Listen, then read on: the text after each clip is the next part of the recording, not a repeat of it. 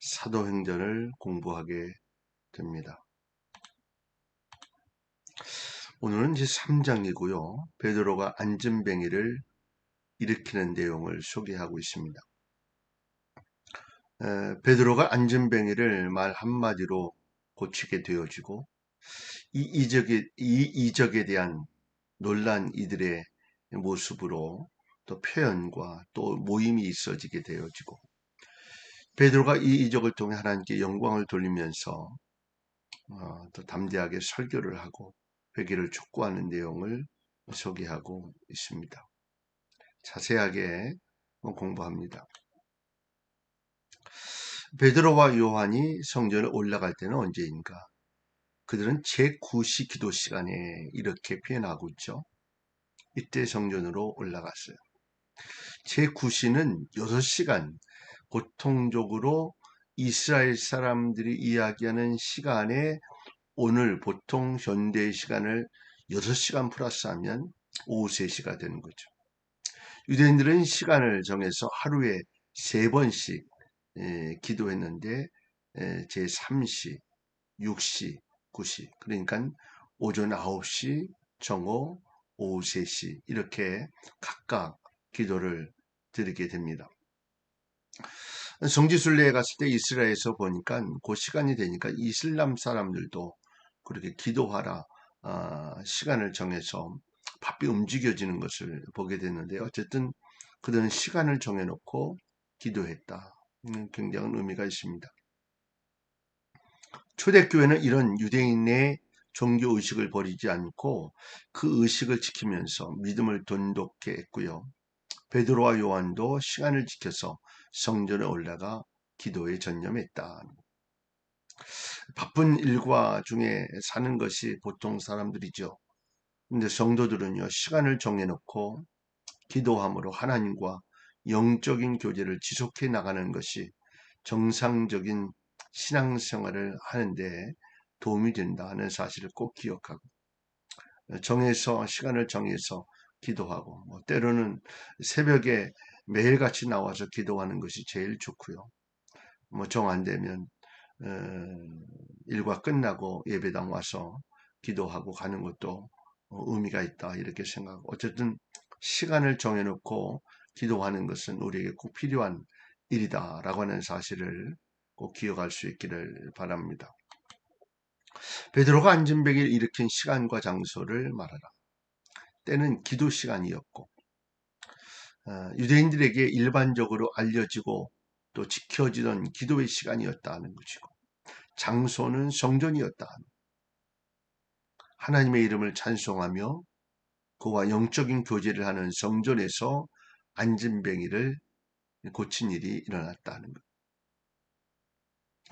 이와 같이 기도하기 위해서 성전에 올라갈 때 하나님의 놀라운 역사가 임하였다.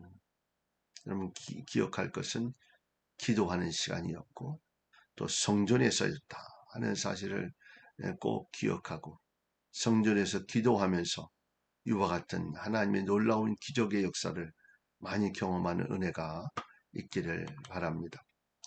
미문에 대한 이 안전뱅이가 앉아있던 곳이 미문이에요. 안전뱅이를 메고 와서 두었던 성전문의 이름을 미문이라 불렀다. 성전문의 이름을 미문이라 불렀다.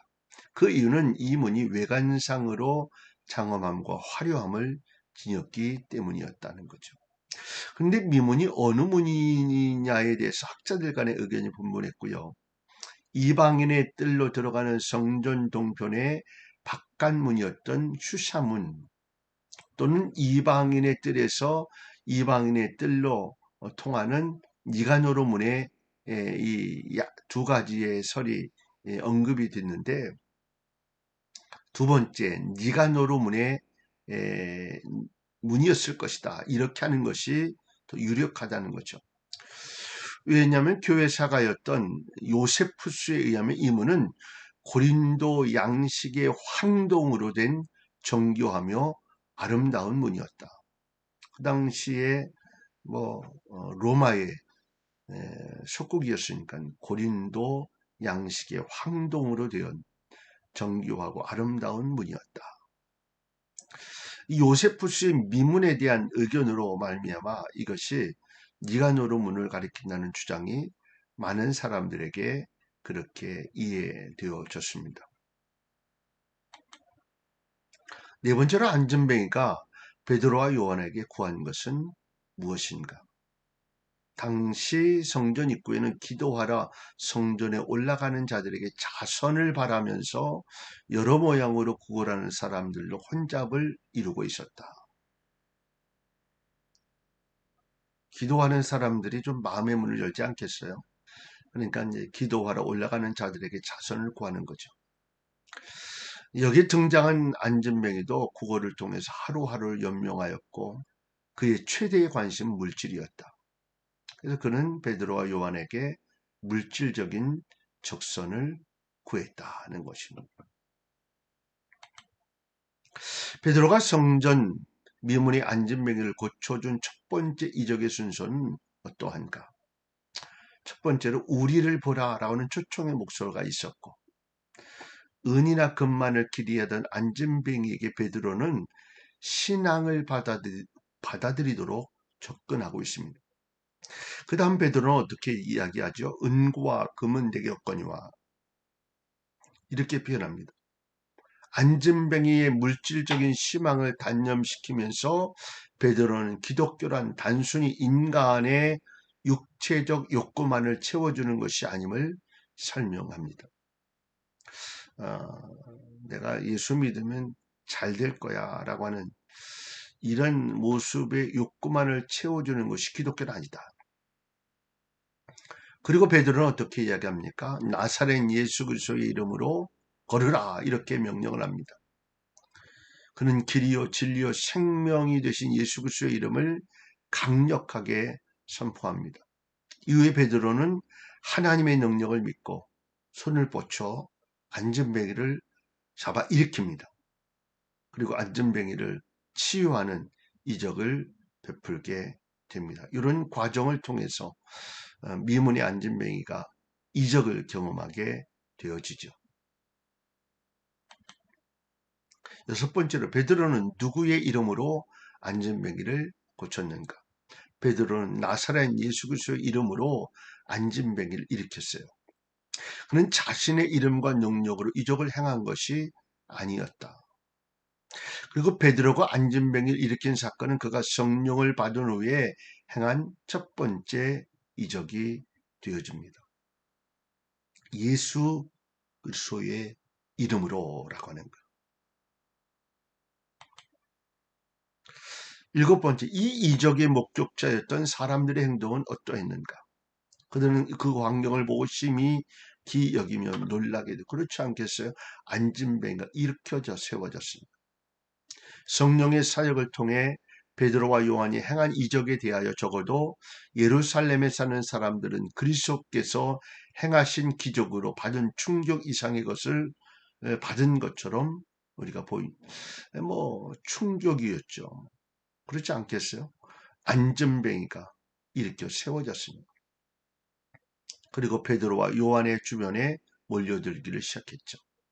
호기심을 채우려고 또 다른 이들은 그들에게 설교를 들으려고 모였습니다.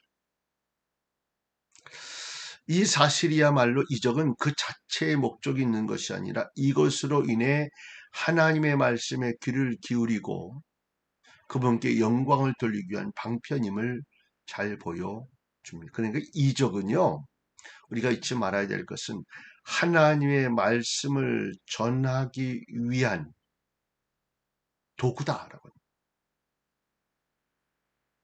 예수를 처음 믿기 시작하는 곳에 이런 이적들이 많지. 이 이적을 통해서 하나님을 만나고 말씀을 이해하고 말씀을 믿게 하기 위한 하나님의 섭리다라고 하는 사실을 기억하면 됩니다. 그러니까 우리는 이적의 목적을 두면 안 되고 이적을 이루신 하나님에 대한 모습에 초점을 두어야 합니다.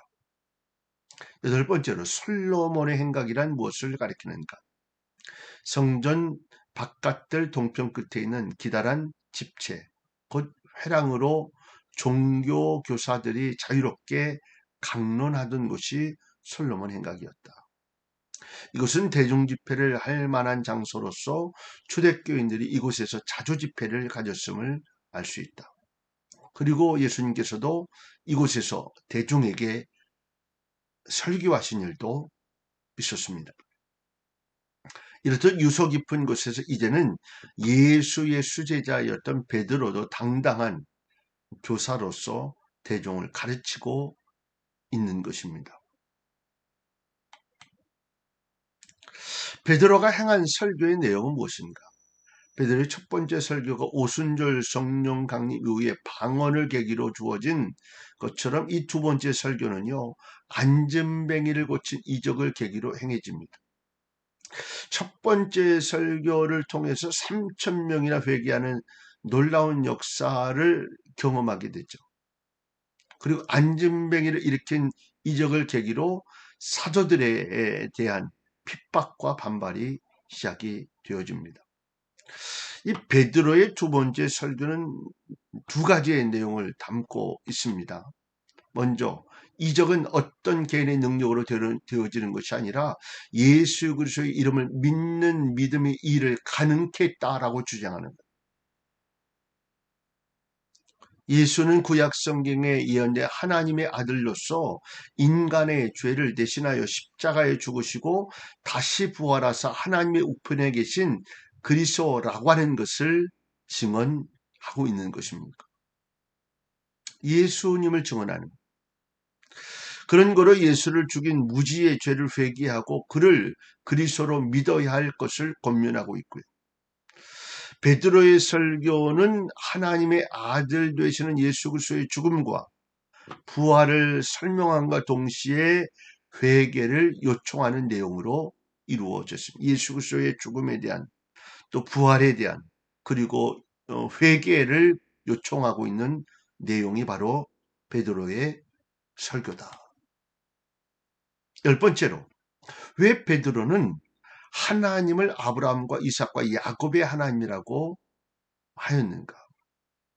하나님을 가르쳐 말할 때 신앙의 조상 아브라함과 그의 이대손의 이름까지 들어서 그들의 하나님이라고 부르는 것은 본래 출애굽에서 최초로 사용된 내용입니다.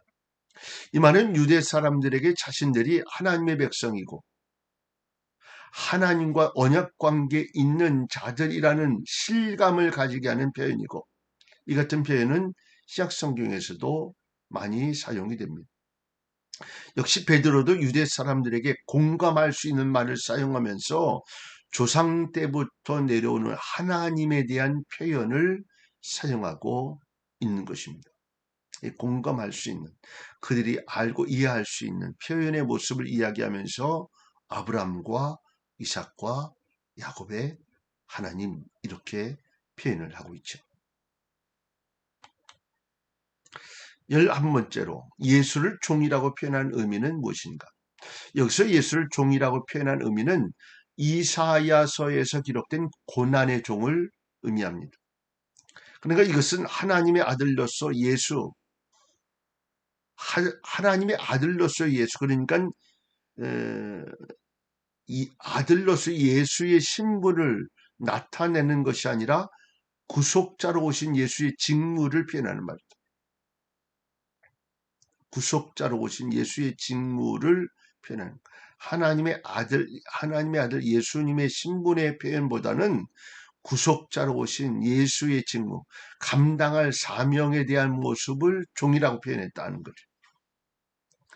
예수는 세상으로부터 배척과 수욕을 당하셨으며 십자가에 달려 죽기까지 고난과 고초를 당하셨음에도 불구하고 한마디 항변도 없이 하나님의 종으로 이 모든 일을 감당하셨습니다.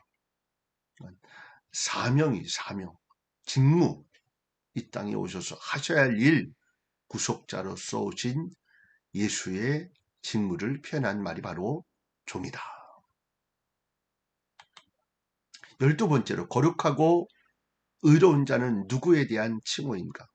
거룩하고 의로운 자는 예수 그리스도 곧 메시아의 칭호입니다. 여기서 거룩한 자는 하나님의 아들이심을 나타내는 용어고요. 의로운 자는 예수 그리스도만이 모든 불의에서 완전히 떠나서 절대로 의로우신 분이다 라고 하는 뜻입니다. 13번째로 살인한 사람은 누구를 가리키는가? 이제 빌라도가 두 사람을 이야기하면서 이제 예수님을 놓아주기를 원하는 마음으로 두 사람을 가리키죠.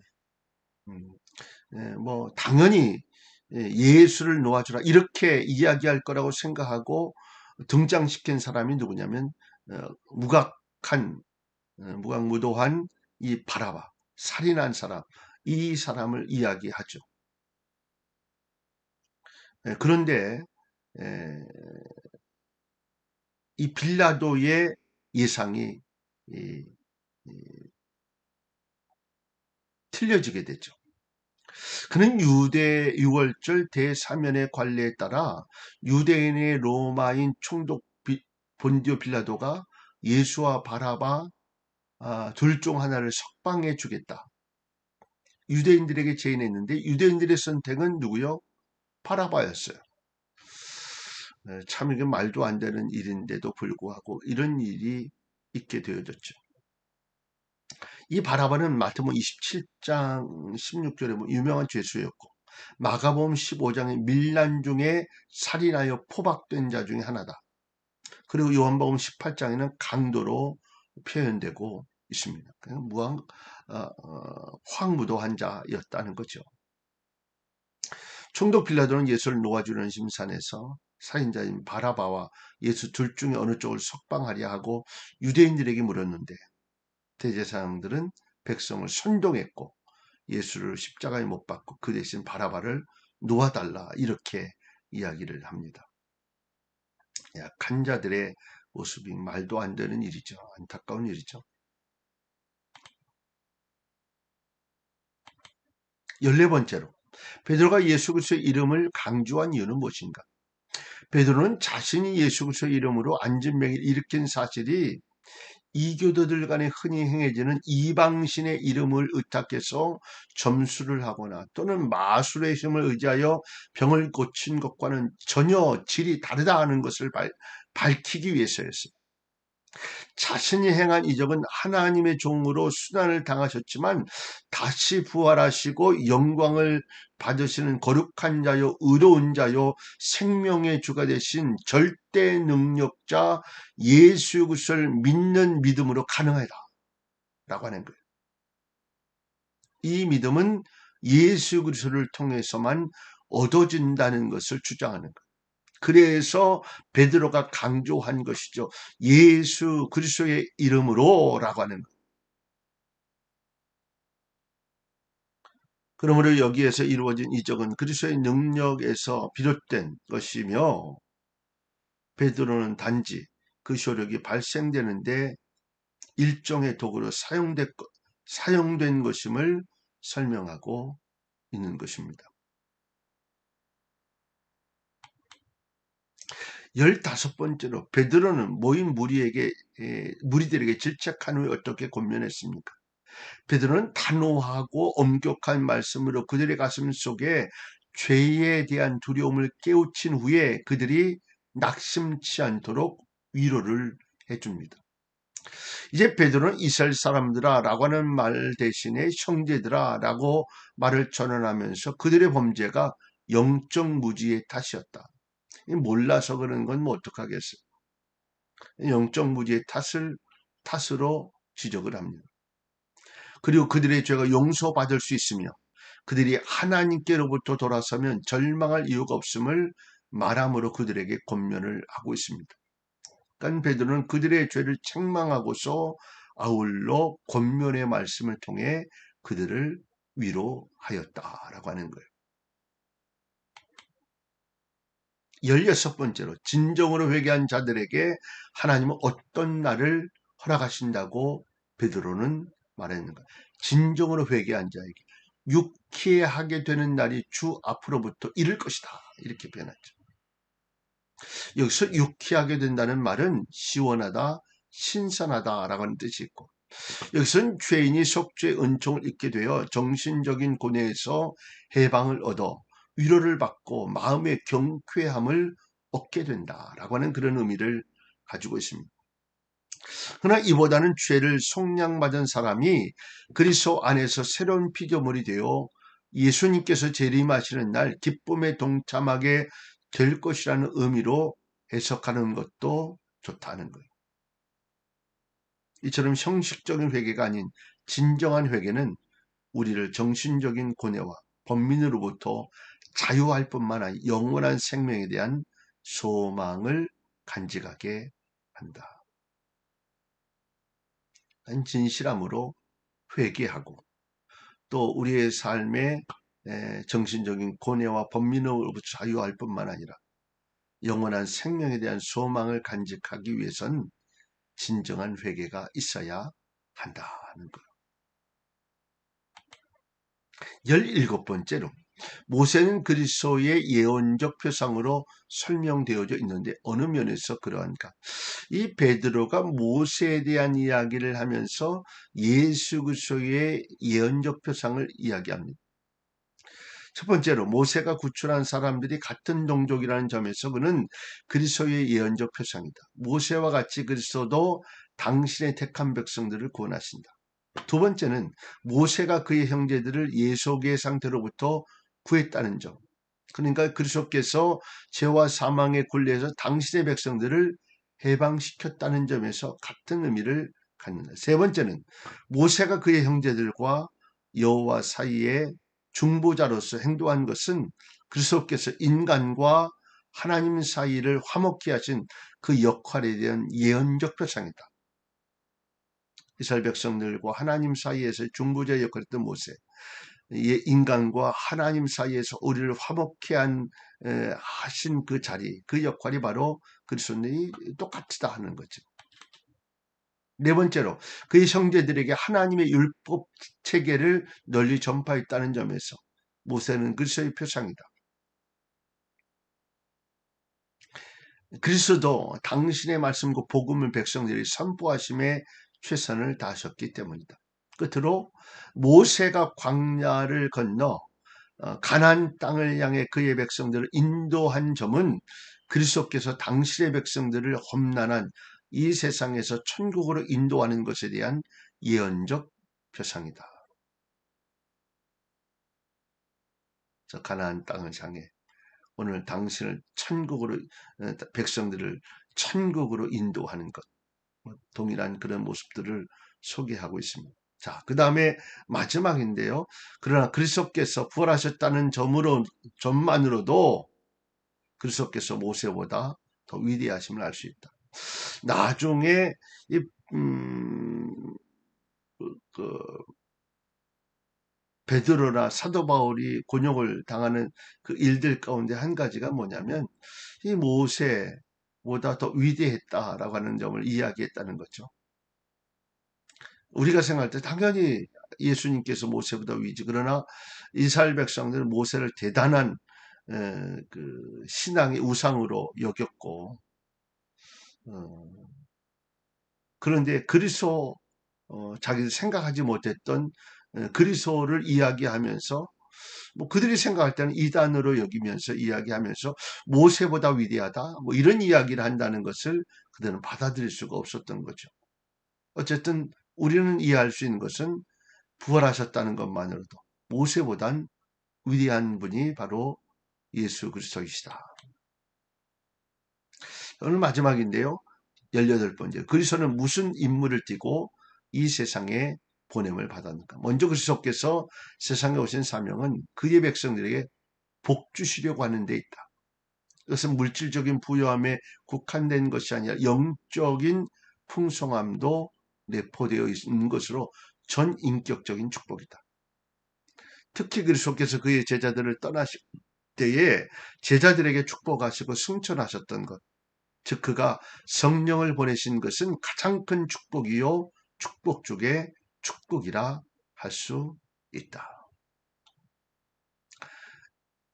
예수 그리스도께서 이 세상에 오신 또 다른 사명, 그의 악함을 버리게 하시는데 있다. 우리가 모든 축복을 받게 하기 위해서 교만과 불신에서 우리를 떠나게 하시며 죄에서 우리를 구원하사 죄에서 돌이키게 하시는데 목적이 있다. 이것이 바로 예수님께서 오신 근본의 목적이고 아울러 복음 전파의 목적이다. 복 주시기 위해서 우리에게 천국의 소망을 갖는 그 은혜를 가질 수 있는 기회를 얻는 것, 이것이 이 땅에 오신 예수님의 임무다. 이 사실을 기억할 수 있기를 바랍니다. 오늘 여기까지 합니다. 오늘 승리하는 한 날 되실 수 있기를 바라고 하나님의 영광이 가득한 은혜가 있기를 주님의 이름으로 축복합니다.